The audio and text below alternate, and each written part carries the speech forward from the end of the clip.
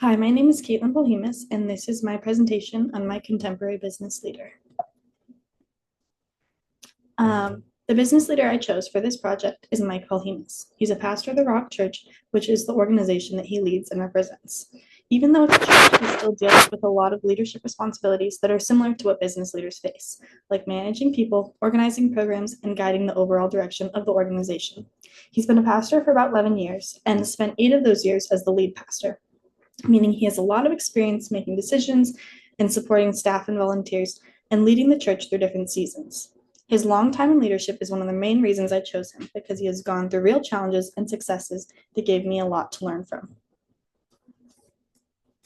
His greatest career achievement was how he handled the COVID-19 pandemic. During a time when the community was struggling, he stepped up and created solutions that met real needs.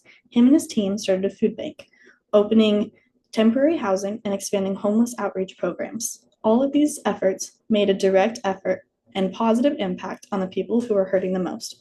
From a management perspective, he showed strong leadership by planning and coordinating each project. He found locations for outreach, oversaw the setup and daily operations of the food bank, and made sure that everything ran smoothly. He also handled staffing by bringing in paid workers and recruiting even more volunteers, which helped keep the program going. These actions highlight his ability to lead under pressure and serve the community with compassion. According to this chart, he listened and had empathy with on an overall rating of 5, which was obvious because he paid close attention to the people and what they needed and genuinely cared about their situations. He also focused on healing, which is a 5 as well, showing that which was showed in how he supported the families and individuals who were hurting. He had good awareness, a 4, of the community needs, even though he didn't fully realize how big the problem would become, which connects to lower foresight, which was a 2. He also demonstrated strong persuasion by motivating others to join in and help work. His ability to see the bigger picture came through in conceptualization, which was a 5 as well, especially in the outreach programs he grew. He also showed great stewardship, a 5, by managing resources, responsibility, and his commitment to growth, which was a 5 as well, and desire to build community, a 5 too. This was clear in how dedicated he was to improving the lives of the people around him. All of these qualities shaped the way that he led during such a difficult time. One major challenge he faced was a lawsuit from the town because he was trying to provide temporary housing for low-income families. This was a really stressful situation because it involved legal issues and public pressure, and the possibility that the entire project could be shut down. What really stood out to me was the way he handled this situation. Instead of getting overwhelmed, he stayed calm and put his trust in God. And because of that, multiple law firms ended up reaching out and offering to take the case pro bono. Their support helped him push back against the town and continue fighting for the families that needed housing. I see this as more of a leadership response than a managerial one. He wasn't trying to control every detail of the situation or fix everything himself. Instead, he kept his focus, used the resources of people around him, and led with confidence. To me, that shows real leadership because he guided others through a tough moment instead of just reacting to the problem. According to the graph, his listening score was a 3, which fits because at first he only understood some of the concerns, but continued to pay attention and adjust as things unfolded. His empathy, healing, awareness, conceptualization, stewardship, commitment to growth, and community building were all rated a 5. And you can see that in the way he cared about families that were affected and looked for ways to support them beyond just legal issues. His persuasion score was a 4, which makes sense because he was able to convince multiple law firms to take the case pro bono and help fight back against the town. His foresight was a 4, meaning he understood the seriousness of the situation but didn't fully know how intense it would get until things fully developed. Even with that, he still led with confidence and kept everyone organized. Overall, the total score of 46 shows how he strongly leans towards servant leadership. In this challenge, he didn't try to control everything.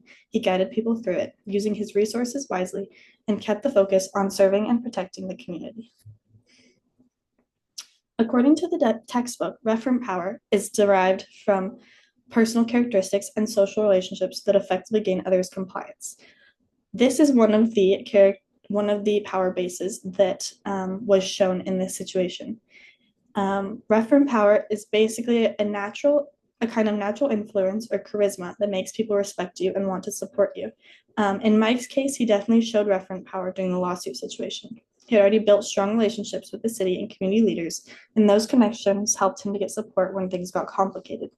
He also used legitimate power, which comes from someone's official position or authority. As a pastor and leader of the organization and seen as a leader in the town, people looked to him to make decisions during crises. So he had the authority to speak on behalf of the church and advocate for the families he was trying to help. The role gave him a kind of built-in influence that made people take the situation seriously. Another power base he used was expert power, which shows up when someone's past experience or performance earns them credibility. Because Mike has handled community outreach, local partnerships, and tough situations for years, people had trusted his judgment. His experience helped him navigate his legal processes, communicate clearly, and organize the next steps.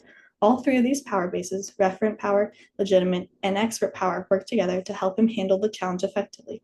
They made people more willing to listen, follow his lead, and step in to help, which ultimately had a positive impact on how the situation turned out. The mission of this church is to pursue God, embrace people, and transform society. Their vision is to be known by him, make him known, or is to know him, be known by him, and make him known. Their strategy focuses on obeying God's commands and loving others through real actions and not just words. An entrepreneurial mindset supports all of this because it involves being open to new things, taking risks when needed, and trusting God instead of acting out of fear. For this leader, risk-taking isn't about business growth or stepping out in faith to help people serve the community. That lines up directly with the mission and vision because it pushes the church to reach people in new ways and to not stay comfortable where they are at. He also prioritizes servant leadership over entrepreneurship itself. This means that motivation for taking risks comes from love and wanting to make a positive impact on the community and not from personal gain. This mindset helps the organization stay true to its strategy of loving others, obeying God, because every decision is rooted in serving people rather than protecting themselves or avoiding challenges. Mike's leadership style is best described as servant leadership. He really focuses on serving others before himself, which fits perfectly with his role as pastor. He leads by example, not by trying to control people, but by showing them what it looks like to care for others and put their needs first. In his day-to-day leadership, he's always checking in on people, supporting them, and making sure they feel valued instead of leading them from above. And he leads alongside them and walks with them. The mindset creates trust and makes people more willing to follow his directions because they know his heart is in the right place. Billy Graham is the leader I chose for this comparison. His leadership style was a mix of various different behaviors, including servant leadership and inspirational motivation, but the main one was transformational leadership. Transformational leaders transform their followers to pursue organizational goals over self-interest. He was known for having a compelling vision, which was to preach the gospel to every nation, and he inspired those around him to respond to this call. He also embraced innovation when it came to expanding, including using the radio, TV broadcasts, as well as having mass crusades. Some of the strengths of this leadership, of transformational leadership, are that these kinds of people are really good at inspiring and motivating others and known for their charisma. They're encouraging and innovative and build strong commitment to causes. There are also weaknesses to this leadership style, though, one being that they can become too focused on the vision and overlook the smaller details that are necessary in completing their tasks. They also can create dependence on the leader, which can lead to followers who won't think for themselves. Another weakness of this style is that it requires a lot of charisma and emotional energy, which can be draining and lead to burnout in the leader. Mike was the leader that I chose to interview, and he displays various forms of leadership as well, but the main one was servant leadership, which is a leader who's focused on increased service to others rather than himself. Some of the strengths of this leadership style are building trust, loyalty, and strong relationships with their followers and the people around them. They're also very focused on serving others over themselves. Some weaknesses of this leadership style is that the leader can be viewed as too soft in certain environments and can struggle to set boundaries or enforce discipline when it's truly necessary, which can sometimes cause them to have a lack of control.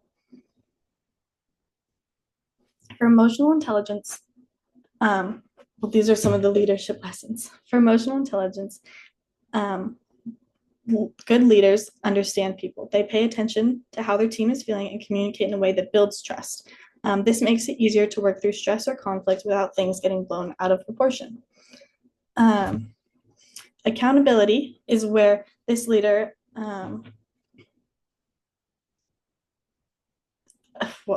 admit when something goes wrong and gives credit when things are right.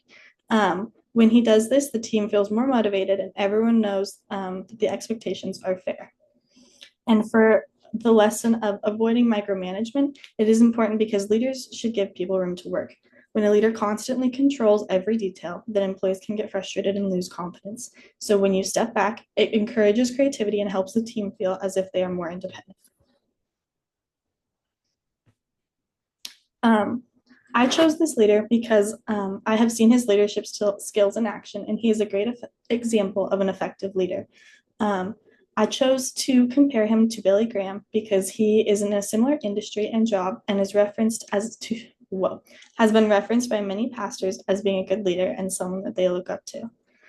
Some of the follow-up questions that I used in this presentation were asking for specific examples to some of the characteristics that I asked about in the situation, such as the challenge.